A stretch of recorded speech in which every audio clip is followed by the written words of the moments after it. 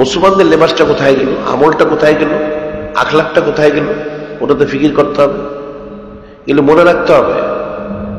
এগুলি মাথার তালুর থেকে পায়ের তলা, একটা মুসলমানের টুপি, দাড়ি, পাগড়ি, লম্বা কুর্তা, সুন্নত থেকে সব থাকতে হবে। এখন বেদিন বদ্দিনদের যত চাল চলন, আচার ব্যবহার, পোশাক পরিচ্ছদ সব কিন্তু ছেড়ে দিতে হবে। এটা শুনতে কষ্ট মনে হলেও কঠিন, কিন্তু এটি সুদা, এটা করতে হবে, সবার জন্য করতে হবে। মুসলমান পুরুষ তার দাড়ি থাকবে, সে তো মহিলা না, মহিলাদের দাড়ি থাকে না, পুরুষের কেন দাড়ি থাকবে? পুরুষের দাড়ি থাকতে হবে, সব পুরুষের দাড়ি থাকতে হবে। এবং সুন্নতি নামাজ পড়তে হবে। সুটকুটটাই পড়বে কেন? ইহুদিরা ছাড়া সুটকুটটাই সে পড়বে কেন? সে ইহুদিরা ছাড়া, হিন্দু বৌদ্ধ না। এটা মনে রাখতে হবে, এটা শুনতে হবে, এটা শুনতে হবে, শুনে মনে রেখে আমল করতে হবে। আস্তে আস্তে ইস্তেগফার তওবা করে ইসলাহ হাসিল করতে হবে, সবত ইখতিয়ার করতে হবে, আসা যাওয়া করতে হবে, জিকির ফিকির করতে হবে। চক্ষু বন্ধ হওয়ার আগেই যেন সে নাজাতের ব্যবস্থা করে নেয়, সেটা করতে হবে। এটা মনে রাখতে হবে যে আল্লাহ পাক যেন আমাদেরকে তৌফিক দান করেন। আমরা তো মুসলমান, এখন যদি সবাইকে জিজ্ঞেস করা হয় যে কে বেহেশত চায়, কে দুজক চায়, কেউ কি দুজক চায়? দুজক তো কেউ চায় না, তাহলে সে কেন এই মুসলমান হিসেবে সে নিজেকে কেন সে প্রতিষ্ঠিত করবে না? সে কেন খালি জীবনদার হবে না? জবাব দিতে করতে হবে। এখন মুসলমানদেরকে না বলতে, এখন একটা লোক খুব পয়সাওয়ালা, সে মন্ত্রী, মিনিস্টার, প্রেসিডেন্ট হয়ে গেছে, নাহলে আরো কিছু হয়ে গেছে, মনে জমিন থেকে আসমান ঠিকে গেছে, এখন তাকে দাড়ির কথা বলতে হবে, তোমার দাড়ি রাখতে হবে। তুমি মন্ত্রী, মিনিস্টার, প্রেসিডেন্ট হও, তোমাকে তো দাড়ি রাখতে হবে, তোমার সুটকুট বাদ দিতে হবে, লম্বা করতে পারতে হবে, তুমি মহিলাকে তোমাকে পর্দা করতে হবে, এটা বলতে হবে তো। না বলে শিখবে কোত্থেকে? তোমাকে কে বলবে? আল্লাহ পাক যে কোন সময় বলে দিলেন, ফালাউলা নাফারা মিন কুল্লি ফিরকাতিন মিনহুম তায়ফাতুন লিতাফাক্কাহু ফিদ-দীন ওয়া লিয়ানযিরু কওমাহুম ইযা রাজাউ ইলাইহি লাআল্লাহুম ইয়াহযারুন। আল্লাহ পাক বলে দিলেন, কেন তোমাদের প্রত্যেক কওম থেকে কিছু লোক বের হয় না, তারা ইলমে দ্বীন শিখবে, শিখে ফকিহ হয়ে, আল্লাহওয়ালা হয়ে, ওনাদের কাছে যারা আসবে, ওনার সাথে নিসবত যারা রাখবে, তাদেরকে নসিহত করবে, যাতে তার হেদায়েত প্রাপ্ত হয়। সে যেই হোক, সুইপার হোক, দারোয়ান পিউন হোক, আমির উমর হোক, রাজাবাদশাহ হোক, সবাইকে বলতে হবে। এখন তার শুনতে পছন্দ না হতে পারে, কিন্তু তাকে পছন্দ করতে হবে। যদি সে মুসলমান হয়ে থাকে, তাকে পছন্দ করতেই হবে, এখানে কোনো রেহাই নাই। যদি সে নাজাত পেতে চায়, তাকে পছন্দ করতে হবে। যদিও প্রকাশ্যে সে আমলে ত্রুটি, তার অন্তর অন্তর মহব্বত করতে হবে যে আল্লাহ আমাকে তৌফিক দান করেন, তৌফিক দিবেন। সে খালেস নিয়ত করলে, তওবা করলে, আমি তো এটা অনেকবার বলেছি, হাদিস ও কোরআন শরীফে রয়ে গেছে, একটা বান্দা যখন ইস্তেগফার করে, খালেস তওবা করে, খালেস তওবা করে সে যখন ঈমান শুধরিয়ে নেক কাজ শুরু করে দেয়, তখন কি হয়? আল্লাহ পাক নিজেই বলেছেন, ইল্লা মান তাবা ওয়া আমানা আমিলা আমালান সালিহান ফাউলাইকা ইউবাদদিলুল্লাহু সাইয়্যাতিহিম হাসানাত কানাল্লাহু গাফুরুর রহিমা।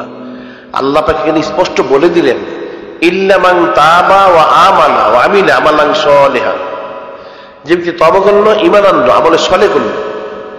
একটা লোক অনেক গুনাহগার, আল্লাহ পাক না করুন, জমিন থেকে আসমান তার গুনাহ, বয়স 60, 70, 80 হয়ে গেছে, জীবনের শেষ প্রান্তে, এখন তো আসমান জমিন গুনাহ হয়ে গেছে, কি করবে? আল্লাহ পাক বলতে, তওবা করো, সমস্ত গুনাহ থেকে তওবা করো, ইল্লা মান তাবা ওয়া আমানা, খালিস ঈমান আনো, আমিলা আমালান সালেহ, নেক কাজ শুরু, নামাজ, কালাম, জিকির ফিকির তো সব শুরু করে দাও। তাহলে কি হবে? আল্লাহ পাক নিজেই বলতেছেন, উলাইকা ইউবাদদিলুল্লাহু সাইয়্যাতিহিম হাসানাত। এই তওবা করলে তার তো গুনাহ মাফ হলো, একদিকে শুধু গুনাহ মাফ হলো না, তার এই জমিন থেকে আসমান পর্যন্ত যত গুনাহ, সমস্ত গুনাহগুলি আল্লাহ পাক নেকিতে পরিবর্তন করে দিবেন। সুবহানাল্লাহ। এখন সে জমিনের সবচেয়ে বড় গুনাহগার ছিল, এখন তো বড় নেককার হয়ে গেল। সুবহানাল্লাহ। তার তো পাহাড় পাহাড় নেকি হয়ে গেল। এখন কেমন হলো? কিছুক্ষণ আগে ছিল সে নিকৃষ্ট, এখন উৎকৃষ্ট হল। সেই হাবিব আজমির রহমতুল্লাহ তো ঘটনা এটাই, ঘটনা তো সেটাই হয়েছে না।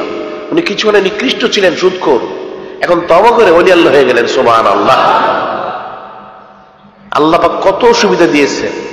একমাত্র ওনার হাবিব নূরে মুজাসসাম হাবিবুল্লাহ হুজুর পাক সাল্লাল্লাহু আলাইহি, ওনার সম্মানার্থে আমাদেরকে এটা দেওয়া হয়েছে। কাজে এখন তওবা ইস্তেগফার করে শুধরিয়ে নিতে হবে নিজের, তখন কামিয়াবি। কাজে আল্লাহ পাক আমাদের সেই তৌফিক দান করেন, এটা কোশিশ করতে হবে, এগুলো বেশি বেশি শুনতে হবে। নফস তো সবসময় শয়তানের দিকে দাবিত করবে, নফস তো কিছু চাবে না, কিন্তু শুনতে হবে। আসতে হবে, বুঝতে হবে, আমল করতে হবে। ইমানদার যদি হয়ে থাকে তাহলে ইমানদার খালেজ হতে হবে। যায়্যানাহু ফী কুলুবিকুম, অন্তরটাকে ইমানের দ্বারা সৌন্দর্য মণ্ডিত করতে হবে। আর এই কুফরি শিরকি গুনাহ যত আছে এগুলো সব অপছন্দ করতে হবে, একটা পছন্দ করা যাবে না, সব দূরে সরিয়ে দিতে হবে। এটা মনে রাখতে হবে যে আল্লাহ পাক যেন আমাদেরকে সেই তৌফিক দান করেন। আবার সেই দোয়া আরজু শেষ করবো। এখন তো আজকে ঈদুল আযহা, কোরবানি ঈদের শেষ দিন। আজকে মাগরিবের পূর্ব পর্যন্ত সময়টা থাকবে, এরপরে কিন্তু আর থাকবে। আর তাকবীরে তাশরিক হয়ে গেছে। তাকবীরে তাশরিকটা হচ্ছে কালকে আসর পর্যন্ত, 13 তারিখ আসর, কালকে শনিবার আসর পর্যন্ত। আজকে জুমার পরে তাকবীর হবে, আসর হবে মাগরিব, এশা, ফজর, জোহর, আগামীকাল আসর পর্যন্ত 23 ওয়াক্ত। এটা ওয়াজিব, একবার ওয়াজিব, 3 বার মুস্তাহাব। এটা আপনারা মনে রাখবেন, অনেকবার বলেছি, এটা মনে রাখতে। আল্লাহ সেই তৌফিক দান করেন। এখানে আমরা প্রতি সপ্তাহে কতগুলো বিষয় বলে থেকে সংক্ষিপ্ত হয়ে আজকে বলবো। প্রথম হচ্ছে দৈনিক আল ইহসান শরীফ সম্পর্কে। এটা পৃথিবীর সব দেশ থেকে পড়ে থাকে, 216টা দেশ উল্লেখ করেছে। আসলে দেশ এতগুলি আছে, সব দেশ থেকে পড়ে থাকে। আর আজকে পর্যন্ত শহর হিসেবে যদিও পৃথিবীতে 3400 মেগা সিটি মাত্র, কিন্তু এখন 3400 ডবল হয়ে গেছে প্রায়। এখন 6304টা শহর থেকে পড়ে থাকে। সুবহানাল্লাহ। কাজে এটা অনেক বড় সদকা জারিয়া। এই পত্রিকার মাধ্যমে অনেকে হেদায়েত প্রাপ্ত হচ্ছে, নসিহত লাভ করতেছে, আমল করতেছে। কাজে যেন আমরা বলে থাকি যেটা বড় সদকা, যেটার মধ্যে আপনারা সবচেয়ে আর্থিক খেদমত, যাদের আর্থিক সামর্থ্য রয়েছে তারা খেদমত করবেন। আর অন্যথায় যাদের পক্ষে সম্ভব, বিজ্ঞাপন দিয়ে, নিজের বিজ্ঞাপন হোক, মানুষদের সংগ্রহ করে হোক, আপনার বিজ্ঞাপন দিয়ে অথবা আর্থিক সরাসরি খেদমত করে দিয়ে খেদমতের আঞ্জাম দিবেন। এটা বড় সদকা জারিয়া, মনে রাখবেন। চক্ষু বন্ধ হইলে কিন্তু আর কোনো কাজ থাকবে না। এগুলি সদকা জারিয়া, এটা যতদিন চলবে আর যত লোক আমল করবে সকলেরই কিন্তু এই সওয়াবটা, নেকিটা যে এর মধ্যে শরীক সে পাবে। কাজে আপনাদের জন্য প্রতি সপ্তাহে বলে দিয়ে থাকি, এই ন্যাক কাজ করার জন্য এটা সহজ ব্যবস্থা। আল্লাহ পাক তো বলেছেন তাআওয়ানু আলাল বিররি ওয়াত তাকওয়া, নেকি পরে সাহায্য করো। এখন এটা ন্যাক কাজ, এটা পরেশগারির কাজ, এখানে সাহায্য করতে হবে, খেদমত আঞ্জাম দিতে হবে। আমাদের হচ্ছে আলাইনি ইল্লাল বালাগ, পৌঁছে দেওয়া। এখন যে করবে সে পাবে, যে না করবে সে পাবে না। তা আমাদের বলার দায়িত্ব আমরা বলে দিয়েছি। কেউ যদি বলে, তাকে তো বলা হয়নি, আমরা বলে দিয়েছি, সেটা বলতে পারবে না। আর এরপর বলা হচ্ছে প্রতি জুমা, শুক্রবার জুমা থেকে, আর সোমবার শরীফ হচ্ছে সকাল 11টা থেকে 2:30 পর্যন্ত। মেয়েদের এখানে সপ্তাহে 2 দিন তালিম হয়, জুমার দিন বাদ জুমা, আর সোমবার শরীফ হচ্ছে সকাল 11টা থেকে 2:30 পর্যন্ত। এছাড়া রমজান শরীফ 1 মাস ব্যাপী, আর রবিউল আউয়াল শরীফ 1 মাস ব্যাপী তালিমের ব্যবস্থা হয়ে থাকে। মেয়েদের আপনারা তালিমের ব্যবস্থা করবেন। এগুলো আমরা তাকিদ দিয়ে থেকে, এখন হয়তো অনেকে বুঝে না, কিন্তু একসময় সে বুঝবে। হয়তো এমন যদি হয় মৃত্যুর পরে বুঝে, তাহলে কাজ হবে না। হায়াত থাকতে বুঝতে হবে। একজন মেয়ে যদি আল্লাহওয়ালি হয়, এটা সংসার কিন্তু হেদায়েত হয়ে যায়। আর মেয়ে আল্লাহ পাক একটা কোনো মহিলার যে গোমরা হয়ে যায়, নাউযুবিল্লাহ, সংসারটা ধ্বংস হয়ে যায়। কাজেই প্রত্যেকে তার অধীনস্থ মহিলা, তার আহলিয়া হোক, তার মেয়ে হোক, বা তার অধীনস্থ যারা আছে, তাদের জন্য অবশ্যই তালিমের ব্যবস্থা করে। এখানে গুরুত্বের সহিত কাজটা করতে হবে। আমরা যেন প্রতি সপ্তাহে বলে দিই। পুরুষ একজন সুফি হলো, ওলি আল্লাহ দরবেশ হওয়ার চেষ্টা করলো, আর তার বউ বাজারে বাজারে ঘুরবে, নাউযুবিল্লাহ, সেটা কেমন ধরনের সুফি হলো? ওটা সে হাকিকি সুফি হতে পারলো না। আর এখানে মুসলমানদের প্রতি জুলুম নির্যাতন আর কাফেরদের যে ভয় আযাব গজবের যে সিডি 2টা প্রদর্শনী হয়েছিল, সেটা তো বের হয়েছে, সেটা আপনার সংগ্রহে নিয়ে যাবেন, দেখবেন, সেটা নসিহত আছে এর মধ্যে। কোরআন শরীফে কিন্তু কাফের মুশরিকদের আযাব গজবের কথা বর্ণনা করা হয়েছে, ইমানদারদের সুসংবাদগুলো বর্ণনা করা হয়েছে। এটা একটা সুন্নত। সেই হিসেবে আমাদের এই প্রদর্শনীগুলো কিন্তু হয়ে থাকে। কাফেরদের আযাব গজবটা দেখানো, অর্থাৎ কাফেরদের ধ্বংস হয়ে যাচ্ছে, আর মুসলমানদের যে জুলুম তারা করেছে, জুলুমের কারণে ধ্বংস, এই বিষয়টা দেখানো, এটা কিন্তু সুন্নতের অন্তর্ভুক্ত। সুন্নতে রাসূল সাল্লাল্লাহু আলাইহি ওয়াসাল্লাম অন্তর্ভুক্ত। সুবহানাল্লাহ। আর এখানে যেটা বলা হয়েছে, এখন তো কোরবানি চামড়া যারা দেওয়ার তারা দিয়ে দিয়েছে, এরপর আপনার যাকাত, ফিতরা বা অন্যান্য দান খয়রাত মাদ্রাসায় পৌঁছানোর চেষ্টা করবেন। এটা বড় সদকা। আমাদের এই মাদ্রাসাটা ইলমি, ফিকহ, তাসাউফ 2 প্রকারই তালিম দেওয়া হয়, ছেলে মেয়ে উভয় এখানে রয়েছে। আর এখানে মাদ্রাসায় ভর্তি করার ব্যাপারে, ছেলে হোক মেয়ে হোক, ভর্তি করার ব্যাপারে ছেলেদের মাদ্রাসায় যোগাযোগ করে জেনে, মেয়েদের জন্য মেয়েদের মাদ্রাসায় যোগাযোগ করে ভর্তির সময় জেনে ভর্তির ব্যবস্থা করতে হবে। আর আমাদের যে বই কিতাবাদি যা কিছু বের হয়েছে আপনার প্রত্যেকটা সংগ্রহ করবেন, আরো ইনশাল্লাহ কিতাবাদি বের হবে, জরুরি জরুরি কিতাব বের হবে। এখন আমাদের কিতাবাদির মধ্যে যে দলিলা দিল্লা রয়েছে, এটা কিন্তু পৃথিবীর অন্য কোনো কিতাব আপনারা পাবেন না। যত বড় কিতাব আপনি নিয়ে আসুন না কেন, এত দলিল কিন্তু পাবেন না। আমাদের কিতাব যদি ছোট হয়, এর মধ্যে এত দলিল থাকে, অনেক বড় বড় কিতাব এত দলিল থাকে না। আমরা হাজার হাজার কিতাব কেটে ওই দলিল বের করে সেগুলো আমরা সেই দলিলগুলো দিয়ে থাকি। কাজে এটা অত্যন্ত জরুরি সকলের জন্য, খালিস ইমানদারদের জন্য। এর জুমার খুতবা, জানাজার নামাজের আকাম, ইমানি জব, কুফরি বক্তব্যের বিপরীতে, এটা তো সেই সাইদুল আইয়াদ সম্পর্কে, নূরে মুজাসসাম হাবিবুল্লাহ হুজুর পাক সাল্লাল্লাহু আলাইহি ওয়াসাল্লাম ওনার সম্পর্কে বিশেষ স্মরণিক আছে উম্মুল উমা, বার্ষিক মহসিনা, মিলাদ শরীফ ও কিয়াম শরীফ, কারবালার হৃদয় বিদারক ইতিহাস, আগাম শাহরি রমাদান ইত্যাদি আরো অনেক কিতাবাদি পত্রিকা যা বের হয় 200 সংখ্যা তো পার হয়ে গেছে, আপনারা সংগ্রহ করবেন।